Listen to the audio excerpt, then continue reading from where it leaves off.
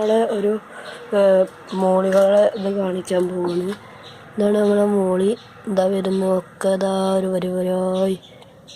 ഇതാ മോളിയുടെ ക്ഷേത്രമാണിത്.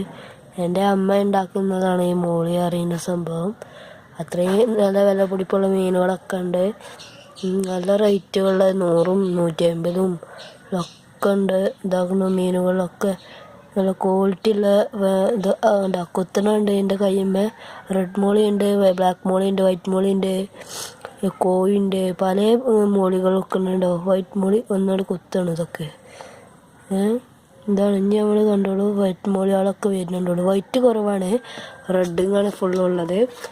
പിന്നെ ഉള്ളത് ഫൈറ്ററാണ്. ഫൈറ്ററെ ലുക്ക് ഉണ്ടോ. ഫൈറ്റർ പുറത്തുനിന്ന് എടുത്താൽ ലുക്ക് ഉണ്ടാവും, അകത്തുനിന്ന് എടുത്താൽ ലുക്കും ഉണ്ടാവും. ഇത് ഹാഫ് മൂണാണ് ഫൈറ്റർ. പിന്നെ ഇത് ഈ ടാങ്കിൽ ആഫ്രിക്കൻ മുജ്ജ് അങ്ങനെയുള്ളതാണ്. ഇതാണ് എൻ്റെ ഫാം.